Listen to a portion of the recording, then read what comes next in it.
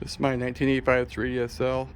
I'm changing the blower motor, which is located under that black cover in the back, which I already have off. Just take out the Phillips screws, and then the motor's below that. And you take out the 4-corner 10mm bolts, loosen up a couple screws in the front of this little doodad, and pull the whole thing out. I have got it over here on the bench.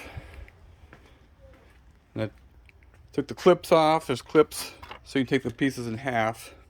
Here's the new one. But I'm going to show you something over here on this. And everybody knows that this is where all the junk and debris gets in there and rusts these things out. So when I was taking mine apart, the 2 bottom bolts were just gone.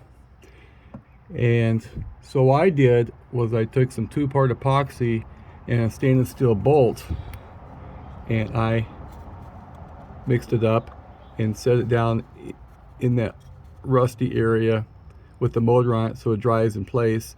And I painted everything with rust converting primer and black Rust-Oleum paint, taking care of this problem so it didn't get worse and have water into the cabin. And then also I make sure I don't park under trees to keep all the debris from going in there and collecting the moisture and rusting it out in the future. So over on the bench, here's a new blower motor. This thing just comes in half. Switch it out, put it back together. But I'm going to take the time to clean this all up and put it back together. I took all the pieces out, cleaned stuff up. Now I'm going to put it back together. There's a flat side on some of these that goes down against this bottom piece. And it's got little grooves in the sides where it fits in. Fits in there tight. There it is, the bottom 4 pieces all installed. The 2 blower motors side by side. You have to take off this doodad here. It's gonna be a clip to get that off. Let me see what this is about. I pulled it off with some needle nose. So let's compare them side by side. The squirrel cages are not the same size between the new one and the old one. The new one is just a little bit smaller cage. I'm gonna see if I can maybe take off the newer one and put the original size back on.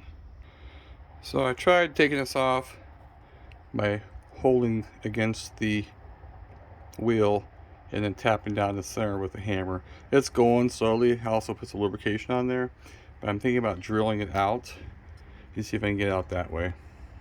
Use the center punch and I started drilling it out. Let's see what happens. I kept drilling bit by bit until I got it, but I got it off. It just melted just a little bit on the one end, but the thing is so long, it's not gonna make a difference. I cleaned up the hole, which was just minimal melting, with a 5/16 drill bit. Now the new wheels pull right off, but I noticed also that it was not quite as long either. One sec here. Yeah, it's not quite as tall, and it's just a little bit smaller diameter. It probably doesn't really much matter, but one of mine is slightly damaged, just a little bit broken right here. So I'm just going to change the wheels out so I don't have to send it back and then wait to get the car put back together. One side didn't want to come off very good, so I'm using a torch. Now I'm ready to put my new old fins back on here. Got the old wheel on the new shaft. It still fits plenty tight. I'm still going to have to tap it back in with the hammer. So I set the casing, and then there's a notch. That's right, it's idiot proof. Only goes in because it's lip one way. And then I had to adjust the placement of the blower wheel so it clears on the end here. But now that I have one end off, I can put this in a vise and do the second end. I kept using cutting fluid, and about the time this thing starts boiling, it's ready to come off. There we go.